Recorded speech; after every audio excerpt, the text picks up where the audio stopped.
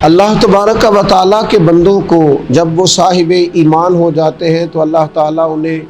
ایمان کی برکت سے بہت ساری لذتوں سے مالا مال فرماتا ہے۔ ایمان کی اپنی ایک لذت ہے، نماز کی اپنی ایک لذت ہے،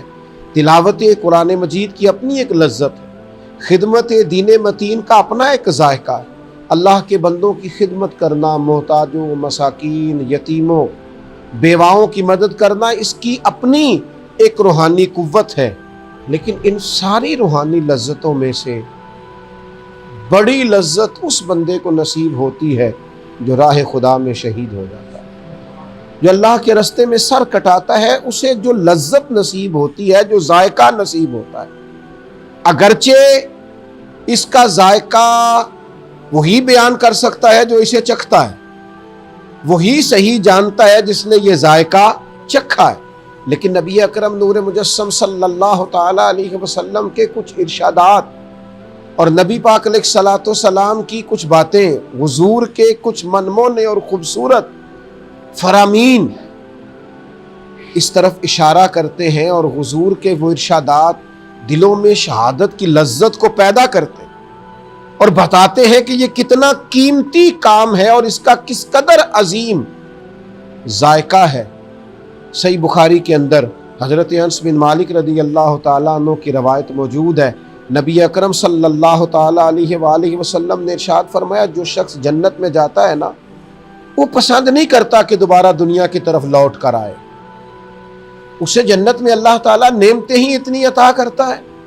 اسے مالک کا فضل ہی اتنا نصیب ہوتا ہے کہ وہ پسند نہیں کرتا کہ دوبارہ لوٹ کے آئے۔ اسے دنیا کی ہر چیز دی جاتی ہے، مگر شہید کا معاملہ یہ ہے کہ وہ تمنا کرتا ہے۔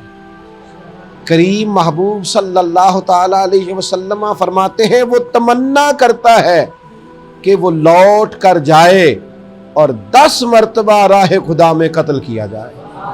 10 مرتبہ اللہ تبارک و تعالیٰ کی بارگاہ میں اسے شہید کیا جائے، بار بار شہید کیا جائے۔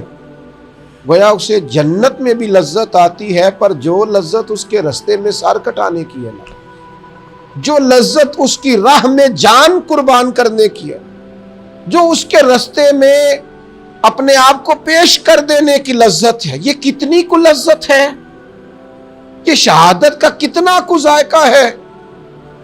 کہ میرے نبی اکرم صلی اللہ تعالی علیہ وآلہ وسلم فرماتے ہیں، حضرت ابو ہریرہ رضی اللہ تعالیٰ عنہ حدیث کے راوی ہیں اور صحیح بخاری میں حدیث موجود ہے، حضور علیہ الصلوۃ والسلام فرمانے لگے، قسم اس ذات کی جس کے قبضے میں میری جان ہے، میری یہ آرزو ہے، میری یہ تمنا ہے کہ میں اللہ تعالیٰ کے راستے میں شہید کیا جاؤں، پھر زندہ کیا جاؤں، پھر شہید کیا جاؤں، پھر زندہ کیا جاؤں، پھر شہید کیا جاؤں۔ غلاموں کو ان لفظوں کی لذت تو ذرا لینی چاہیے کہ شہادت وہ چیز ہے جس کی مدینے والے محبوب تمنا کر رہے ہیں، اور حضور فرماتے ہیں جنت میں کوئی اور تمنا کی ہی نہ جائے گی، لیکن یہ تمنا کی جائے گی، یہ تمنا کی جائے گی کہ کاش شہید ہونے والا تمنا کرے گا دوبارہ جاؤں اور بار بار تیرے راستے میں شہید کیا جاؤں۔